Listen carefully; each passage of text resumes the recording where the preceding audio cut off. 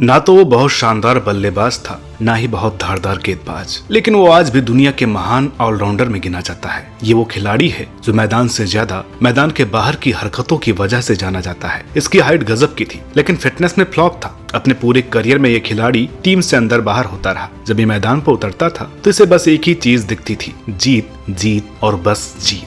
फिर उसके लिए उसे कुछ भी क्यों ना करना पड़े। हम बात कर रहे हैं इंग्लैंड टीम के महान हरफन मौला खिलाड़ी एंड्रू फ्लिंटॉफ की। आखिर कैसे शराब ने इस खिलाड़ी को बर्बाद कर दिया, क्यों इसने 20 मैदान में युवराज सिंह को गला काटने तक की धमकी दे दी थी, और क्यों इसने क्रिकेट छोड़ बॉक्सिंग खेलना शुरू कर दिया। आज के इस एपिसोड में हम ये सब बातें जानेंगे, तो बने रहें इस वीडियो में शुरू से अंत तक। नमस्कार, मेरा नाम है अनुराग सूर्यवंशी और आप देख रहे हैं नारद टीवी। पिछले महीने ही एक टीवी शो टॉप गियर की शूटिंग के दौरान फ्लिंटॉफ की कार का गंभीर एक्सीडेंट हो गया था। हालांकि रिपोर्ट्स में यह दावा किया गया है कि उन्हें लगी चोटें गंभीर नहीं है और वो खतरे से बाहर है। हम उनके जल्द ही स्वस्थ होने की कामना करते हैं और शुरू करते हैं फ्लिंटॉफ की कहानी। फ्लिंटॉफ के पिताजी प्लम्बर थे और एक फैक्ट्री में मेंटेनेंस का काम देखा करते थे। इसके अलावा वो ड्यूटेन फोर्सा सेकंड 11 क्रिकेट टीम के कैप्टन भी थे। यहीं से फ्लिंटॉफ में भी क्रिकेट प्रेम के बीज पड़ गए। पढ़ने लिखने में इनका खास मन नहीं लगा। क्रिकेट का शौक गहरा हो चुका था। हालांकि उन्हें चेस खेलना भी बहुत पसंद था। अपने देश में तो कहते हैं कि पढ़ोगे लिखोगे तो बनोगे नवाब, खेलोगे कूदोगे तो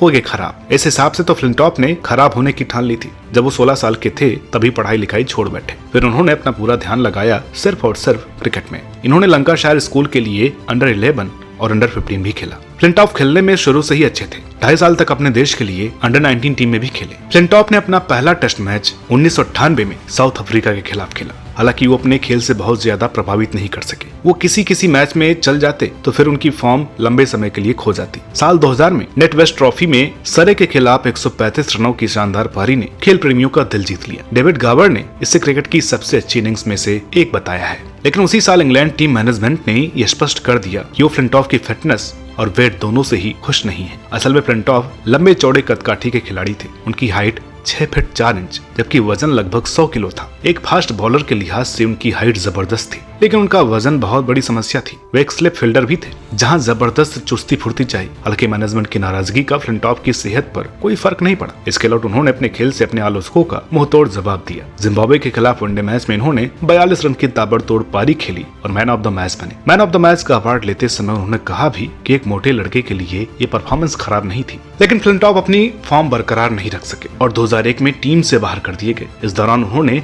अपनी बॉलिंग पर मेहनत की। उसी साल होने वाले भारत दौरे के लिए उन्होंने टीम में वापसी की, लेकिन यह दौरा उनकी बैटिंग के लिहाज से उनके करियर का सबसे खराब दौरा साबित हुआ। वो लगातार फेल होते जा रहे थे। एक दौर ऐसा भी आया जब वो टूट गए। उनकी हिम्मत जवाब दे गई और वो ड्रेसिंग रूम में फूट फूट कर रोए। लेकिन फिर उनकी किस्मत पलटी। वनडे सीरीज के फाइनल में भारत को जीत के लिए आखिरी ओवर में केवल 11 रन चाहिए थे। सामने थे एंड्रू फ्लिंटॉफ। फ्लिंटॉफ की उंगलियों का ऐसा जादू चला कि उन्होंने क्रीज पर जमे अनिल कुंबले और जवागल श्रीनाथ दोनों को ही लगातार गेंदों पर पवेलियन का रास्ता दिखा दिया। इन 2 गेंदों ने फ्लिंटॉफ को इंग्लैंड का हीरो बना दिया और हीरो फ्लिंटॉफ ने भरे मैदान में शर्ट उतार कर जश्न मनाया। हालांकि नेट वेस्ट ट्रॉफी में लॉर्ड्स के मैदान में मिली अविश्वसनीय जीत के बाद सौरव गांगुली ने भी बालकनी से शर्ट लहराकर फ्लिंटॉफ को करारा जवाब दिया था। आपको जानकर हैरानी होगी कि 1998 में अपना पहला टेस्ट मैच खेलने वाले फ्लिंटॉफ ने अपना पहला टेस्ट शतक 2003 में लगाया था। वैसे बतौर खिलाड़ी 2003 से उनके खेल में मैच्योरिटी आनी शुरू हो चुकी थी। जहां 2002 के अंत तक उनका बैटिंग एवरेज महज 19 का था, वहीं 2003 से लेकर 2005 की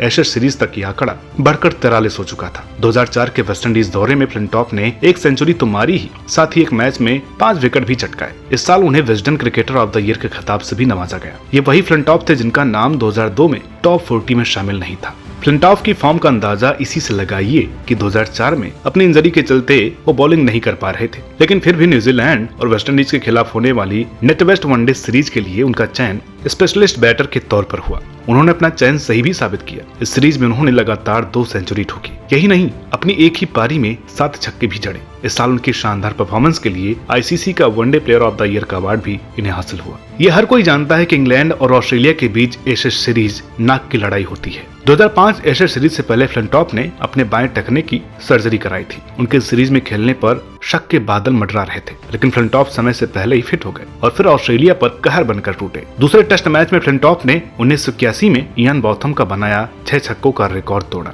इस मैच में फ्लिंटॉफ ने पहले इनिंग में 5 तो दूसरी इनिंग में 4 और छक्के लगाकर यानी कुल मिलाकर 9 छक्के जड़े। इन्होंने न केवल 141 रन बनाए बल्कि दोनों पारियों में कुल 7 विकेट भी उखाड़े। इस शानदार यादगार परफॉर्मेंस के लिए उन्हें मैन ऑफ द मैच से भी नवाजा गया। आखिरी टेस्ट में फ्लिंटॉफ ने शानदार शतक जमाया और 5 विकेट भी लिए। कुल मिलाकर इंग्लैंड फ्लिंटॉफ के शानदार खेल की बदौलत एशेज ट्रॉफी अपने पास रखने में कामयाब रही। इस सीरीज के लिए उन्हें मैन ऑफ द सीरीज भी करार दिया गया। 2006 में भारत दौरे के लिए फ्लिंटॉफ को टीम का कप्तान बनाया गया। यह दौरा फ्लिंटॉफ के करियर के सबसे अच्छे दौरों में से एक रहा। उनके ऑलराउंडर परफॉर्मेंस की बदौलत ये सीरीज ड्रॉ रही। तेज गेंदबाजों के लिए खराब पिच पर भी फ्लिंटॉफ ने 11 विकेट चटका दिए और 4 अर्धशतक भी लगा दिए। बतौर कप्तान पहली सीरीज में ये प्लेयर ऑफ द सीरीज बन बैठे। हालांकि वो अपनी फिटनेस से जूझते ही रहे। उनके टखने की चोट एक बार फिर से उभरी और जल्दी उन्हें एक और सर्जरी करवानी पड़ी। 2006-07 में होने वाली एशेज सीरीज के लिए फ्लिंटॉफ ने बतौर कप्तान फिर से वापसी की। सबको ये उम्मीद थी कि फ्लिंटॉफ 2005 की ही तरह इस बार भी ऑस्ट्रेलिया को शिकस्त देकर एशेज अपने पास ही रखेंगे। लेकिन अफसोस ये सीरीज फ्लिंटॉफ के साथ ही पूरी टीम के लिए एक बुरा सपना साबित हुई।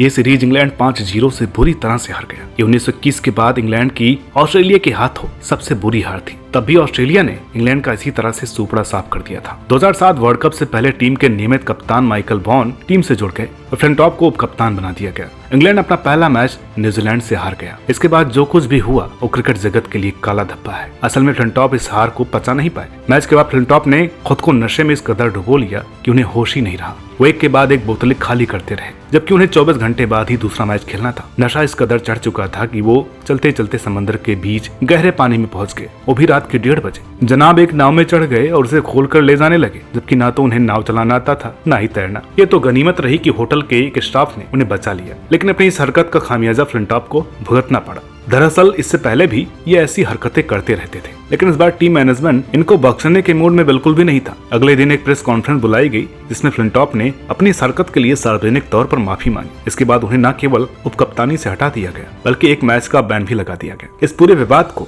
पेडलो बोट विवाद भी कहा जाता है। इंग्लैंड उस टूर्नामेंट से जल्द ही बाहर हो गया और टीम के कप्तान माइकल वॉन ने टूर्नामेंट के बाद उन पर तंज कसते हुए टीम के खराब प्रदर्शन के लिए इसी विवाद को जिम्मेदार ठहराया। फ्लिंटॉफ ने भी खुद माना कि उनका करियर खत्म होने के पीछे उनका बहुत ज्यादा शराब पीना ही रहा। फ्लिंटॉफ सालों तक अपनी इस हरकत की भरपाई नहीं कर सके। इस दौरान वो फिर चोटिल होने के चलते काफी समय तक मैदान से भी बाहर रहे। 15 जुलाई 2009 को फ्लिंटॉफ ने यह ऐलान करके पूरी दुनिया को चौंका दिया कि इसी साल होने वाली एशेज सीरीज के बाद वो क्रिकेट से संन्यास ले लेंगे। इस सीरीज ने एक बार फिर उन्हें दुनिया भर के क्रिकेट प्रेमियों की नजरों में हीरो बना दिया। दूसरे मैच में उनके लिए 5 विकेटों की बदौलत इंग्लैंड ने ऑस्ट्रेलिया को मात दे दी। Flintoff man of the match बने। इंग्लैंड ने यह सीरीज 2-1 से जीता और इसके साथ ही फ्लिंटॉफ का टेस्ट करियर भी ऊंचाई पर रहते हुए समाप्त हुआ। 2010 में अपने डॉक्टर्स की सलाह पर उन्होंने क्रिकेट के हर फॉर्मेट को अलविदा कह दिया। लेकिन फ्लिंटॉफ कभी एक सामान्य खिलाड़ी तो रहे नहीं। इस बार भी उन्होंने अपने फैंस को चौंकाया। 2014 में उन्होंने फिर से क्रिकेट खेलना शुरू कर दिया। क्लब क्रिकेट से लेकर बिग बैश लीग तक खेले। हालांकि इस दौरान उनकी परफॉर्मेंस दोयम दर्जे की ही रही। आखिरकार 2015 में उन्होंने क्रिकेट को पूरी तरह से अलविदा कह ही दिया। फ्लिंटॉफ और विवाद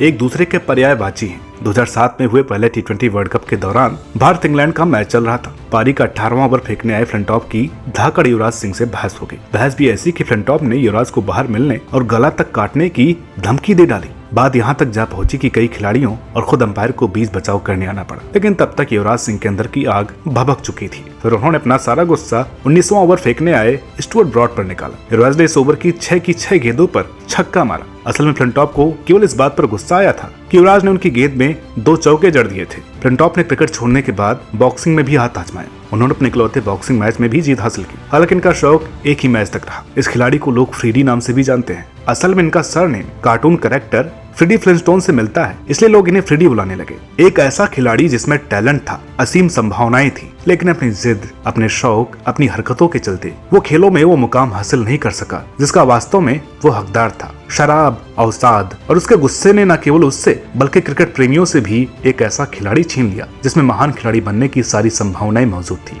रही सही कसर इनकी चोटों ने पूरी कर दी। अगर इस खिलाड़ी ने अपने ऊपर थोड़ा सा भी संयम रखा होता, दूसरों की जरा भी सुनी होती, मैदान के बाहर के बजाय अंदर ही दिमाग लगाया होता, तो शायद आज हम दूसरे ही फ्लिंटॉफ की बात कर रहे होते। खैर, किस्मत से ज्यादा और समय से पहले किसी को कुछ भी नहीं मिलता। फ्लिंटॉफ की किस्मत में भी शायद इतना ही लिखा था। वैसे इसमें कोई दो राय नहीं कि वो आज भी उतने ही हैंडसम और डैशिंग है। जितने अपने खेल के दौरान हुआ करते थे। ये वजह है कि वो लगातार तमाम टीवी शोज और फिल्में कर रहे हैं। आपकी इस खिलाड़ी पर क्या राय है, हमें कमेंट बॉक्स में जरूर बताइएगा। वीडियो अच्छी लगी हो तो प्लीज इसे लाइक करें, शेयर करें और चैनल पर नए हो तो प्लीज इसे सब्सक्राइब करना न भूलें। साथ ही साथ आप हमारे दूसरे चैनल क्रिक माइंड को भी सब्सक्राइब कर लीजिए, क्योंकि वहां पर हम सिर्फ और सिर्फ क्रिकेट से रिलेटेड जानकारी आपको देते रहते हैं। तो मिलते हैं आपसे अगली वीडियो में, तब तक के लिए नमस्कार।